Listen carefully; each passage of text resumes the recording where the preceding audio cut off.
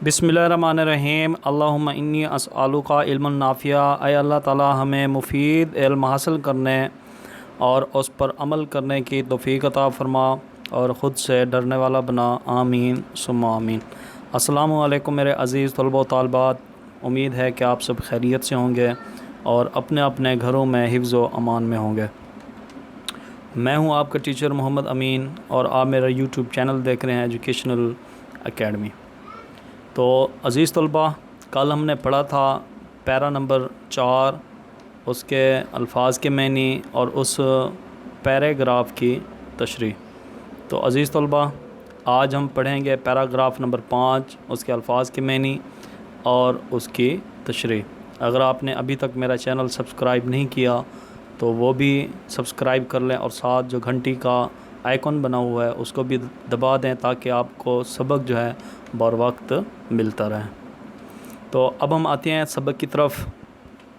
Para number 5, ज़राफ़त मिजाज में इस कदर थी कि अगर आपको बजाय हैवान नातिक के हैवान ज़रीफ़ कहा जाए तो बजाय। एक दफ़ा जब रमज़ान गुज़र चुका तो किले में गए। बादशाह ने पूछा, मिर्ज़ा तुमने कितने रोज़े रखे? अर्ज़ किया, पीरो मुर्शिद, एक नहीं रखा। एक दिन नवाब मुस्तफ़ा ख़ान के मकान पर मिलने को आए। उनके मकान के आगे छत्ता तारीक था। जब छत्ते से गुज़र कर दीवान खाने के दरवाज़े पर पहुँचे तो वहाँ नवाब साहब उनको लेने को खड़े थे।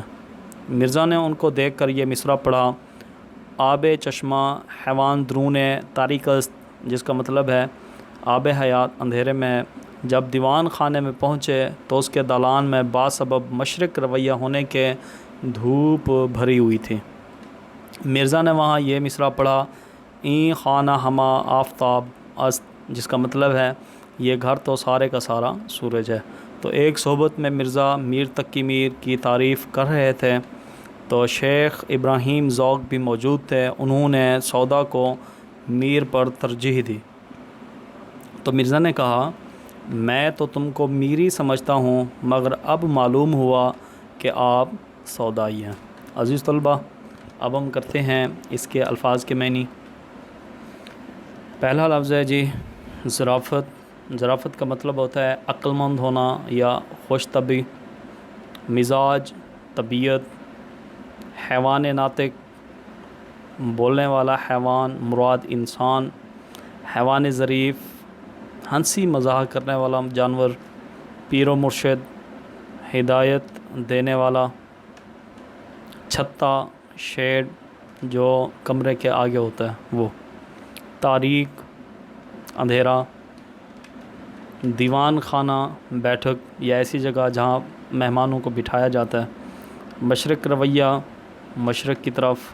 सोहबत, मजलिस, महफ़िल। अच्छा जी, अब हम करते हैं इस पैराग्राफ की तशरीह।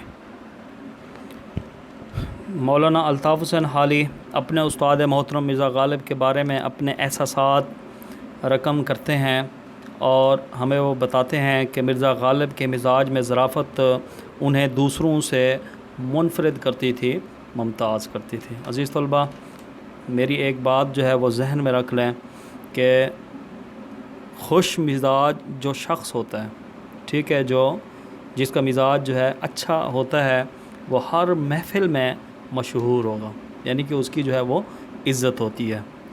तो मिर्ज़ा गालिब के मिजाज और खुश इखलाक़ी को जो है इसी पैरे के अंदर तहरीर किया गया है कि मिर्ज़ा अपनी खुश मिजाजी की वजह से वो बहुत ही मकबूल थे और उनकी इज़्ज़त जो है वो ज़्यादा थी। तो मौलाना अल्ताफ़ हुसैन हाली मज़ीद कहते हैं कि मिर्ज़ा साहब की फ़रागत और खुश तबी बहुत आला ज़ौक़ की हामिल थे। उनके मिजाज में हंसी खुशी का अंसर बहुत ज़्यादा था। वो हैवान नातिक यानी बोलने वाले हैवान या इंसान थे जो हंसी मजाक को ज़रूरी समझते थे।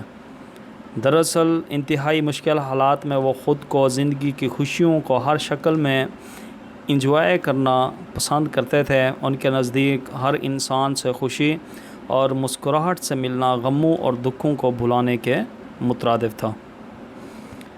رمضان شریف گزر چکا تھا۔ مرزا غالب بادشاہ بہادر شاہ ظفر کے حضور حاضری کے لیے گئے تو بادشاہ نے مذاق میں پوچھا، مرزا تم نے کتنے روزے رکھے؟ تو مرزا غالب نے اس سوال کا جواب بڑے لطیف پیرائے میں دیا اور فرمایا، حضور ایک نہیں رکھا، یعنی ایک بھی نہیں رکھا۔ غالب کے نزدیک خوش مزاجی ہر انسان کے لیے ضروری ہے۔ خوش رہنے والا انسان دکھوں اور تکلیفوں سے دور رہتا ہے اور اس کی پریشانیاں بھی اس کے نزدیک نہیں آتیں۔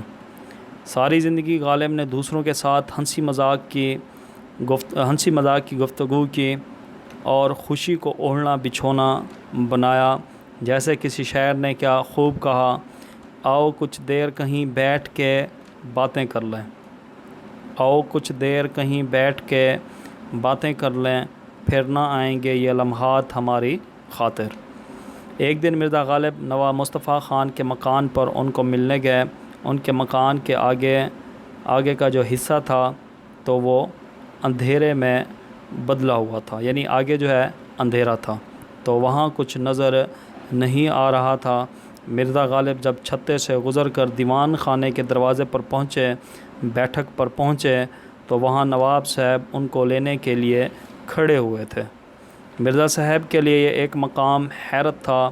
ان کے الفاظ نے ان منظر کی وضاحت ایسے انداز میں کی کہ نواب صاحب خوش ہو گئے۔ عزیز طلباء، اس پیرے کا دوسرا سبق یہ بھی ہے کہ دوسروں کی خوشی میں انسان کی اپنی خوشی شامل ہوتی ہے۔ اصل میں جو خوشی ہم دوسرے لوگوں کو دینا چاہ رہے ہوتے ہیں وہی خوشی ہماری ہوتی ہے، اسی میں خوش جو ہے نا ہم بھی ہو جاتے ہیں۔ تو دوسروں کو خوش رکھنے کی کوشش کریں اور آپ بھی انشاءاللہ خوش رہیں گے۔